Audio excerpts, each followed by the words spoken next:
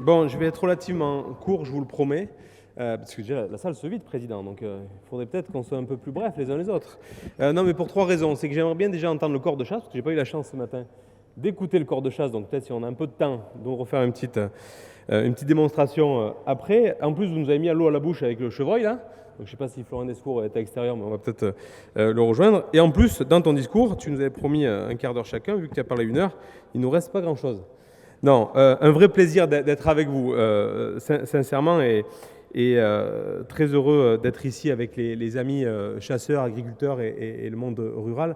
Je veux bien sûr saluer monsieur le préfet, monsieur le maire du Bousin qui nous accueille, cher Christophe, monsieur le député, monsieur le sénateur et notre député du Sud-Ardèche qui nous a rejoints et qui suit là-bas avec la télévision, qui voit tout en face, cher Fabrice, pour vous dire que c'est un vrai plaisir. Vous connaissez mon attachement au monde de la chasse, ça a été souligné tout à l'heure, notamment à travers mon père qui m'a amené de bonheur dans le carnier, comme on dit, et être heureux de se retrouver en nombre. Et ça, c'est important. Ça prouve aussi que notre réseau est dynamique, qu'il y a une véritable vitalité en Ardèche autour du monde de la chasse, et qu'on est là avant tout un engagement de vraiment promouvoir notre passion, votre passion, ma passion, et c'est important aussi qu'on soit en nombre aujourd'hui. Et je voulais vraiment remercier, alors d'une part, bien sûr, Jacques, l'ensemble de la fédération, le conseil d'administration, le bureau, toutes les équipes de nous avoir conviés à ce moment important ce matin. Et puis saluer, ça a été fait tout à l'heure, mais je pense qu'il mérite nos applaudissements, l'association locale, avec Jérôme, bien sûr, Dubosc, qui est président de la CCA, mais avec tous les copains d'Ajoux que je connais, puisqu'on a vu aussi la famille Mouton, Favard, tous ceux qui sont là, la Condamine, et ils sont tous là pour être ensemble, et moi j'aime quand ça fonctionne comme ça. Il y a plusieurs ACCA qui se regroupent aujourd'hui pour nous accueillir, et vous pouvez les applaudir parce qu'ils méritent, ils sont dehors. Et vraiment, je suis vraiment fier d'eux. Alors, localement, ils savent qu'ils peuvent compter sur moi, parce que moi, j'ai un local de l'étape. Christophe a parlé d'Alain Martin. Moi, j'ai Andy ici, Martin, qui est le petit-fils d'Alain, qui bosse à mes côtés et qui peut vous accompagner aussi sur cette ACCA localement pour, bien sûr, relayer l'information du département. Un petit clin d'œil aussi particulier à Frédéric Bois. Alors, je ne l'ai pas vu, Fred, mais il faudra que je le voie tout à l'heure, au moins qu'ils sont enfermés dans sa salle derrière, qui est un copain aussi. Et nous avons arpenté à Saint-Cierge quelques années la taulière et tout le reste. Un vrai plaisir de vous retrouver.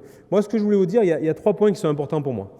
Déjà, ça a été dit avant moi, mais je veux vraiment insister dessus, c'est qu'aujourd'hui, le travail avec les chasseurs, c'est du sérieux. Et je suis là pour casser les caricatures. On en a parlé souvent ensemble, Jacques. Je pense que mon rôle, notre rôle en tant qu'élus locaux, c'est de vraiment dire qu'il y a du travail qui se fait. Et de rappeler ici, j'ai parlé de Jérôme, de toute l'équipe, j'ai parlé de tout ce qui se fait dans les ACCA. Je rappelle quand même qu'il y a une ACCA par commune, donc 335 ACCA, donc c'est une force, et c'est un bras armé, mais ce n'est pas une bande de copains. C'est une association, certes, on s'entend bien, mais il y a des élections, il y a un rapport moral, il y a un bilan financier, il y a des rapports d'activité, il y a du débroussaillage, il y a le fait que l'on puisse donner les cartes à nos anciens, leur faciliter la vie. Il y a plein de choses qui se font au quotidien. Il y a aussi le fait que l'on puisse réguler un certain nombre d'espèces et qu'on ait des quotas. Je sais qu'ici, sur la CCA, Jérôme avait beaucoup travaillé sur le fait qu'on prélève moins de lièvres parce qu'il y avait moins de population. Ça, c'est un travail qui est fait localement. Et je pense que c'est important de rappeler ce côté vraiment sérieux et de professionnel qui nous entoure. Je veux aussi rappeler le travail qui est effectué, et je suis là pour représenter la région aussi, qui a été effectué avec le président Jacques Orange, les services de la région, son directeur, pour dire que là aussi, avec la fameuse CPO, la convention partenariat d'objectifs de la région, qui, je le rappelle, a été amplifiée à nouveau, et j'en dirai un petit mot tout à l'heure. Là aussi, c'est une consommation des crédits qui est à 100%, avec une feuille de route commune qui a démarré en 2016, et c'est un peu plus de 245 000 euros de fonds régionaux qui sont venus accompagner la fédération sur un certain nombre d'actions, sur préservation des milieux naturels, la sécurité, bien évidemment, et le suivi de la faune sauvage. Et ce travail sérieux, et moi je veux féliciter Mathieu Salel, mon vice-président, que j'ai volontairement mis à la chasse, à l'agriculture et à l'environnement, pour pas qu'on dise que l'environnement c'est juste un pôle et qu'on se croit des bons donneurs de leçons quand on fait que l'environnement. Non, tout le monde rural doit être autour. Et je pense qu'au niveau national, et là j'en appelle à nos parlementaires, c'est qu'on puisse avoir un vrai ministère de la ruralité un jour qui soit la force des territoires, la force de la chasse et qu'on ne dépende pas du ministère de l'Environnement. Et je veux vraiment saluer ce travail qui a été effectué par Mathieu parce que je m'étais engagé vis-à-vis de vous l'an passé. Il m'a monté ça en un an et vous pouvez l'applaudir aussi. Mathieu, il fait du super boulot à mes côtés et j'en suis très fier. Alors, je vais revenir très rapidement. Tu m'as dit que je pouvais dire ce que je voulais, donc j'en profite. Hein, non sur ce plan, c'est important de rappeler que c'est un plan qui est inédit. On en parlait. Il n'y a pas beaucoup de départements voisins qui nous ont suivis et j'espère qu'ils seront nombreux à faire la même chose. Tout simplement parce qu'il y a la parole donnée. Nous, on s'était engagé avec les collègues conseillers départementaux. Je salue Max et bien sûr Christophe et Hervé qui sont des conseillers départementaux. Nous, on s'y était engagés et c'est important de tenir cette parole. Et on en avait parlé ensemble. La parole donnée des élus aujourd'hui est souvent décriée et on a voulu aller au bout de ce qu'on s'était dit. Le deuxième point, et je l'assume totalement, c'est qu'on rééquilibre les choses. Aujourd'hui, par l'ancienne majorité du département, vous avez été complètement oublié. Et moi, ça, je n'accepte pas.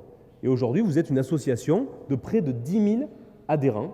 Et ce n'est pas normal qu'on vous laisse sur le côté, tout ça parce que c'est le monde de la chasse. Donc c'est pour ça qu'on a voulu rééquilibrer les choses et d'avoir un plan d'action. Et Mathieu l'a très bien dit, ce n'est pas juste donner 150 000 € à la fédération de chasse, c'est vraiment d'avoir des actions concrètes. Tout simplement pourquoi ? Pour transmettre. Parce que moi, si je chasse, c'est parce que c'est mon père m'a transmis. Mon père, s'il chasse, c'est parce que son oncle lui a transmis.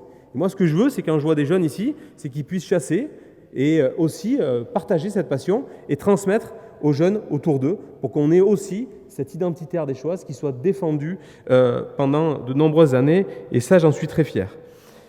C'est important de rappeler aussi, parce que vous avez dû voir par voie de presse qu'on a quelques difficultés financières au niveau de la collectivité départementale.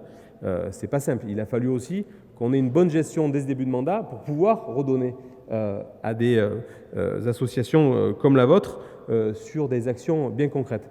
Il y a un gros travail qui a été fait au niveau du travail. Ça fait partie des valeurs cardinales, ça.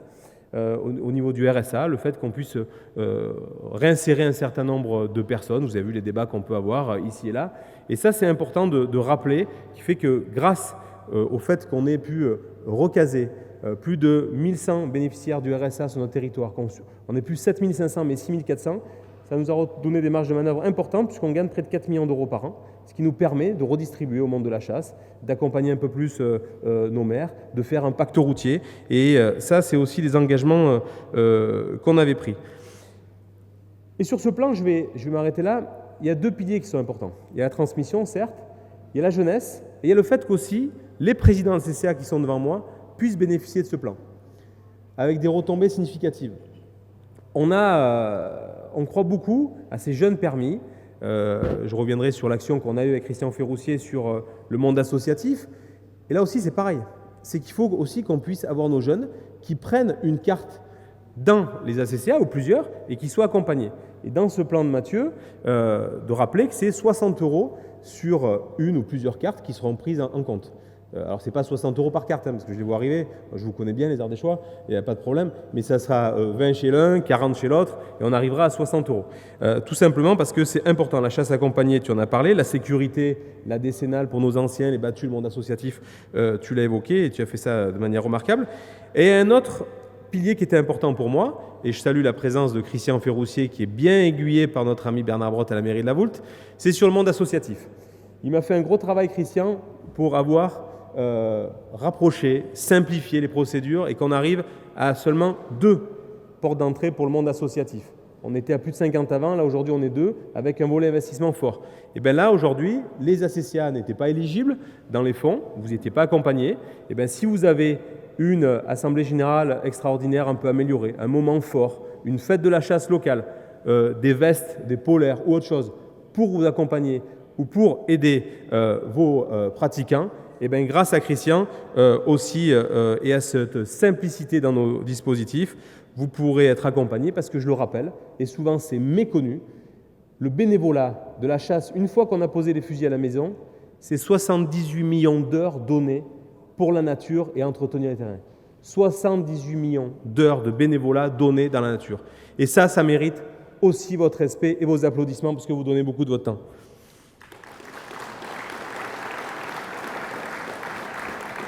Alors, je m'étais promis de parler un petit peu de la région, mais rapidement, de rappeler que le premier point, on s'était engagé aussi avec le président Laurent Wauquiez, c'était d'être aux côtés des chasseurs.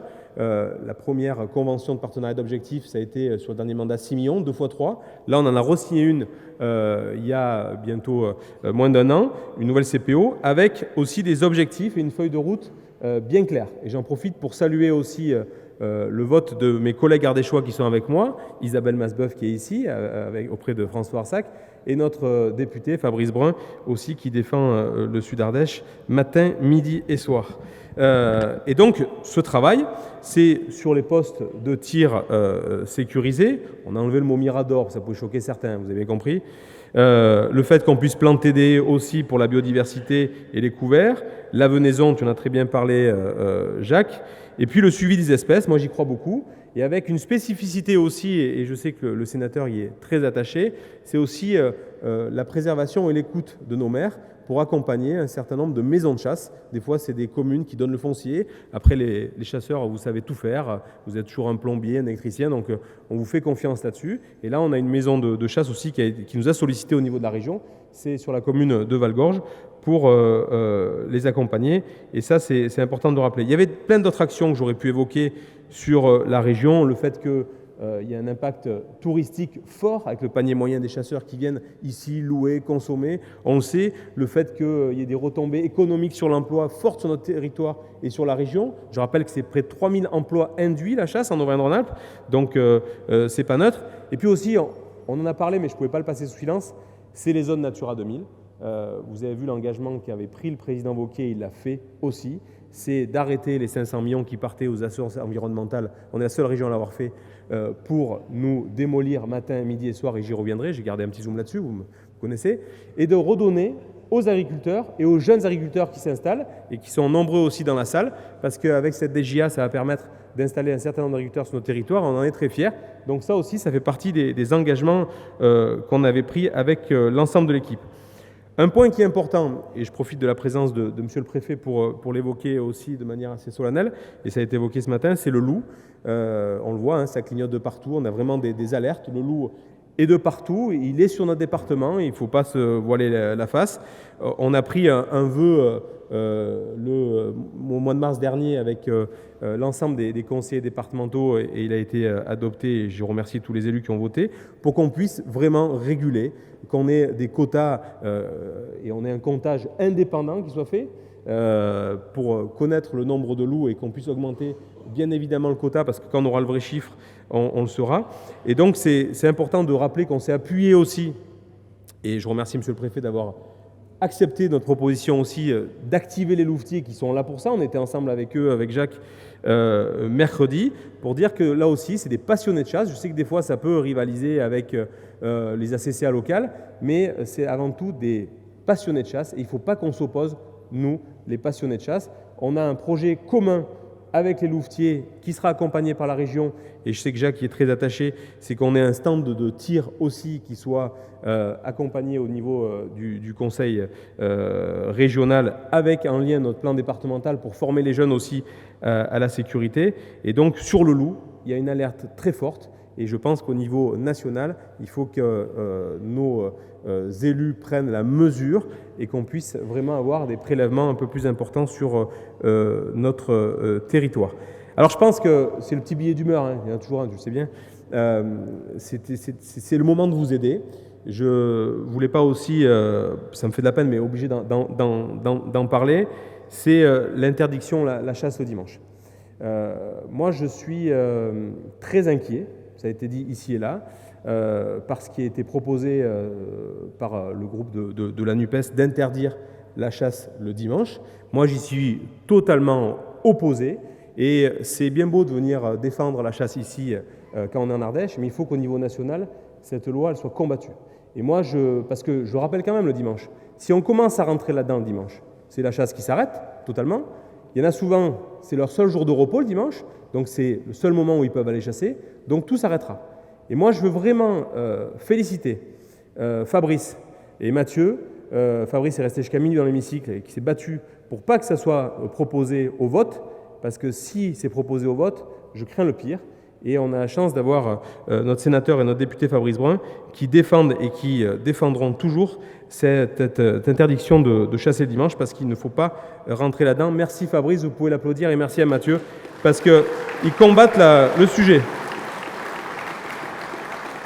Alors, on dit aussi que la chasse, vous l'avez entendu ici et là, que c'est quelque chose du passé, comme bien d'autres choses. Ça a été évoqué par François tout à l'heure, les barbecues, j'y reviendrai pas, mais quand même, on a eu quelques sketchs assez importants. On a eu le moment des sapins de Noël, et ça, il faut dire à nos gamins que c'est du passé aussi. Le Tour de France soit réservé à des alcoolos ou autre chose au bord des routes. Enfin, il faut arrêter le cinéma. Et je pense que c'est ce que j'ai voulu faire quand j'ai remis le 90. C'est sur notre département. Déjà, c'est un engagement de campagne. C'est pas pour rouler plus vite sur notre territoire. C'est en gros, laissez-nous respirer. On connaît notre territoire.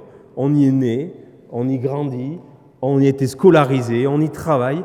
Laissez-nous respirer. Et quand ces grands donneurs de leçons, moi j'ai eu des débats au niveau national sur BFM avec une sénatrice écologiste qui disait oui, mais pourquoi vous n'allez pas travailler en vélo sur votre territoire? Mais j'ai dit mais attendez, on était au moment du Tour de France. J'ai dit il faut être meilleur grimpeur du Tour de France pour venir travailler en vélo. Venez chez nous, allez voir à Coucourant, il y a 5 habitants au kilomètre carré, qu'est-ce que vous voulez travailler en vélo? Et tout ça, c'est des gens qui habitent Paris, qui ne connaissent pas du tout notre ruralité, et qui veulent, je le dis ouvertement, nous emmerder matin, midi et soir. Nous, on est heureux dans les bois. On fait de mal à personne. Et je ne sais pas quelle est leur passion, à part nous embêter au quotidien. Il faut qu'ils nous laissent respirer. Nous, quand on parle aux végans, on ne leur a pas demandé de manger de la viande. Bon, ça leur ferait du bien, certains, parce qu'ils sont un peu pâles, mais on ne leur demande pas de manger de la viande. Mais c'est important de nous laisser tranquilles. Et je pense que notre démarche, en vous soutenant aujourd'hui avec ce plan chasse, c'est de dire qu'on est de votre côté, et qu'il faut vous laisser tranquille. Et en tout cas, c'est ce que je ferai tant que je serai président de ce magnifique département de l'Ardèche. Vous dire juste un petit mot aussi pour dire qu'il faut que vous soyez fiers sur votre territoire. Moi, j'y tiens énormément. Moi, je suis fier de vous, mais il faut que vous puissiez le dire au quotidien. C'est-à-dire, vous êtes de partout. Ce matin, avant de venir, j'étais à l'Assemblée générale de la Banque alimentaire à Saint-Péret avec le départ de Jean-Pierre Sérafini, sa dernière AG pour Info, je sais que tu le connais bien. Et là aussi, il y a des engagements forts qui ont été pris. La Fédération départementale des chasseurs de l'Ardèche, chaque année, donne 240 faisans à la banque alimentaire, fait des terrines pour les plus démunis. Ça, c'est des solidarités. Quand on dit le département, qu'est-ce qu'il vient foutre là? Son rôle, c'est les solidarités. Ça, c'est les solidarités. Moi, je m'occupe de la dépendance. Vous croyez que tous les anciens, aujourd'hui, ils n'ont pas envie de rester toute la journée en chasse, ils ont envie d'aller en EHPAD? Non. Moi, si je peux les laisser au maximum dans la nature, ils font du mal à personne, c'est mon rôle de les accompagner. Ça a été dit tout à l'heure par Mathieu, sur les pompiers. Moi, s'il n'y avait pas eu les chasseurs, aussi bien on n'avait pas 2000, 3000, peut-être 5000 hectares de brûlés. Parce que quand on a eu du soutien au niveau national, des pompiers du Sud qui sont venus nous aider, qui connaissait les pistes pour les aiguiller? C'est les chasseurs qui leur ont dit tiens, passe par là parce que je connais un drail ici, tu peux sortir. Et ils sont sortis, ils ne sont pas restés enfermés dans les flammes. Et ça, c'est un travail collaboratif. Et moi, j'y crois vraiment. Il y a un chantier qui a été évoqué par François Arsac, et je le remercie aussi de cette confiance avec le département, c'est les ENS, puisqu'on va travailler main dans la main et on va donner l'animation des ENS à la fédération départementale et non à la FRAPNA comme ça a été fait auparavant. C'est important de aussi rééquilibrer à ce niveau-là. Donc en conclusion, voilà, vous avez compris, le département aime les chasseurs. Moi, je l'assume régulièrement. Pro-agriculteur, pro-chasseur. Pas d'Ardèche sans paysans, pas d'Ardèche sans chasseurs. Et donc, il faut qu'on soit heureux de continuer à vivre dans nos campagnes. Et je finirai par une citation de Charles Dickens. Il y a une passion pour la chasse qui est profondément implantée dans le cœur de l'homme. Merci à toutes et à tous.